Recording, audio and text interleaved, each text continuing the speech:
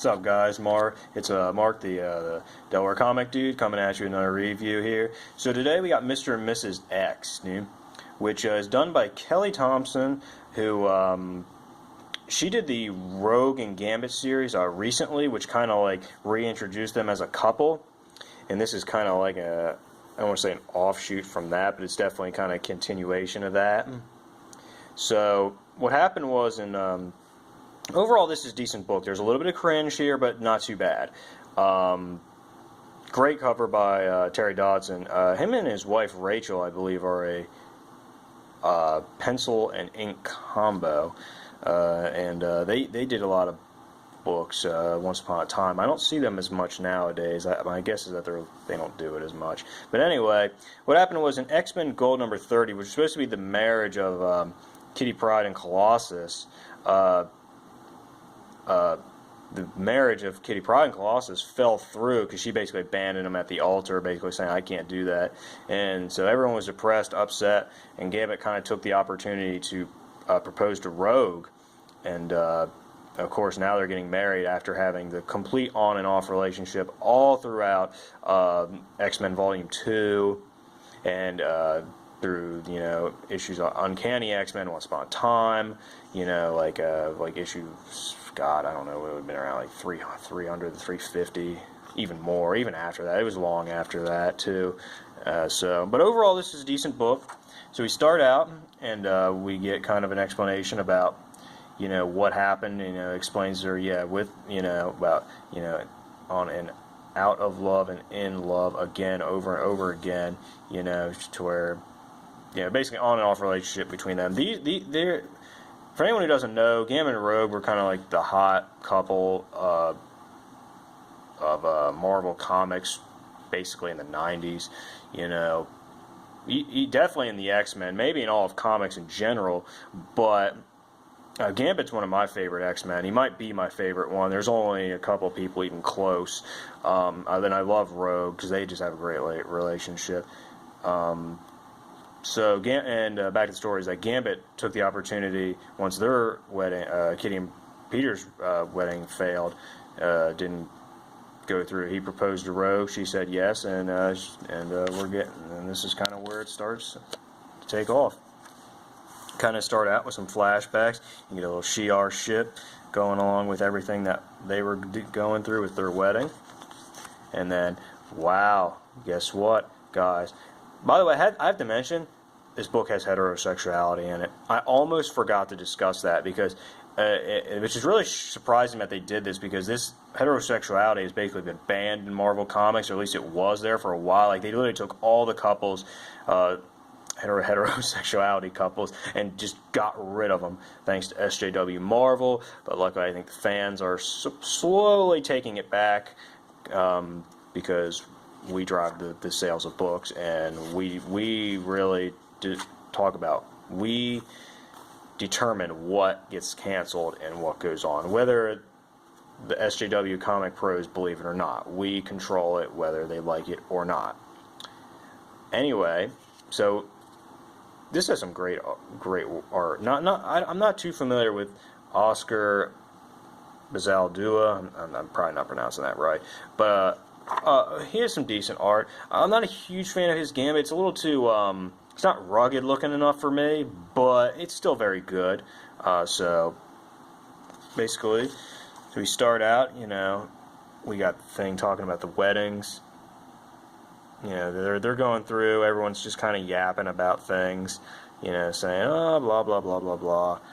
Just kind of banter. Not much to say about this part, but Rogue is discussing things with Ileana, Gambit's talking with Storm and X-23, and Bishop, she's saying, Ileana's saying, telling her, well, you're marrying Gambit, and you're marrying Remy, so, there's not much to say here. Here's the cringe factor right here. This is the only part of this book that sucks, and I want to just go snip, snip, snip, snip, snip, snip, snip, get out of here. Because you got Bobby Drake, Iceman, who I didn't even know this was him, and I didn't even know this was Nightcrawler. Like, I knew Nightcrawler was blue. I know who Nightcrawler is, but you don't see his tail, and they look so feminine. I had no idea that's who. Really, until I watched them. I kind of guessed, honestly. I kind of figured, but I was not 100% sure. I thought maybe there were some random characters I didn't even know. You know, I mean, the universe has expanded so much. I didn't really even know until until I watched a video of when Diversity in Comics reviewed this. And this is the cringe factor right here, where Bobby Drake, Iceman, says, I just want to go on the record. I'm not on the girl team because I'm not on the girl team because I'm gay, but because I don't want to be on Team Gambit. What's your excuse? I'm her brother, Bobby, and I also don't want to be on Team Gambit. Rogue scolds him for basically talking about, you know, Gambit's my man. Shut your mouth. You both are, you know, not, well, one, they're not the real versions of Iceman and Nightcrawler. That's number one. I won't say too much bad things about Nightcrawler, but modern Iceman is horrible. Well, this isn't the real Iceman. The real Iceman died whenever the Scene of Grace Iceman began.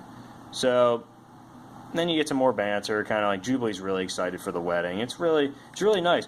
The one thing about this, anyway, is how beautiful the women are drawn. They're drawn very feminine, very likable, very attractive, and they're very appealing to look at. They don't look like Carl Danvers with man square jaw, you know, it's broad shoulders, garbage. I mean, that's a travesty.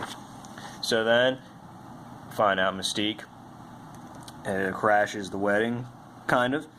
Rogue is kind of happy to see it, but not so much everyone else. Everyone knows Mystique is Rogue's adopted mom, and she kind of goes through saying, "Give us some free time." She says, "Are you here to ruin? You know, are you here to ruin my wedding? Are you here to, you know, cause problems?" Mystique's like, "No, I'm not here. I would never do this. You know, I would never disrupt my daughter's wedding. This means so much to me. I would never ruin anything about it." Rogue's happy to see her. You know, it's a nice little moment, and you know, because she's saying, "Well, we're always fighting, so you know, I wouldn't ruin the mutant wedding of the centuries." And it's a nice little moment between Mystique and Rogue, and so I like it. It's very good, beautiful. Rogue looks so gorgeous there. It looks very, very good. Good job, Oscar. So what happens is kind of what she was talking with Ileana about the technology. Is she's wearing this power dampener collar, which gets rid of her mutant power for a while she wears it anyway. And can you guess why? I'll be damned if I'm not getting a kiss on my wedding day, Remy. And he's like, not to mention the honeymoon. You already know what's going to happen later, but we'll get to that. So, you know, Gambit's getting buns. Anyway, this is a little bit, you know, this is a little funny little moment where Rogue's kind of like, well, why haven't we perfected? Because she's getting headaches and feeling some pain from this, from the collar. Beast kind of is, and she's saying to Beast, well, why haven't we figured a way to make this better, make so it doesn't hurt? He's like, well, I wonder why mutants don't spend a lot of time perfecting technology designed to suppress their mutant powers. You know, what a conundrum. And he's like, all right, I get it. So we move on, and bam, here's the honeymoon. It's in space much, much later. Wow. Can't believe there's this much heterosexuality in a Marvel comic these days. This is extremely rare, even for this couple. You surprised they haven't tried to make Gambit bisexual or something? I think they did try to do that once upon a time, but the idea was rejected. Thank God, because that's not Gambit. That's not his character. He's a ladies' man, 100%. I'm glad that didn't happen. Anyway, so he takes her into space, and she's kind of like, well, I'm not complaining about her honeymoon, but I kind of wanted to have some dinner and some dancing, and we haven't even left the bedroom. That's pretty funny. So like, well, we can go down to the surface anytime, man. We can have all that fun. But he's kind of like, you want to give a break from that collar? I'm like, she said, I could, I don't think you need it. You already know what's going on. Awesome stuff. Still later, oh my god, they're still in bed together? Oh my gosh, so much heterosexuality. Whew, boy, Marvel, you messed up big time there. He's tickling her. It's kind of funny. So they get a call, even though they're on their honeymoon. They get a call from Kitty Pryde. He's like, "No, don't you dare answer it." And then he's like, "No, this is super important mission call." He's like, "I don't want to call it." So she calls Kitty Pryde. And he's like, "Wait, well, you guys seem naked." And then he's like, "You expected something else, Kitty?" Not really.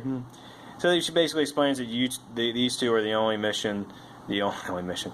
two that can do this mission because they're the only ones in space, and this is what's going on.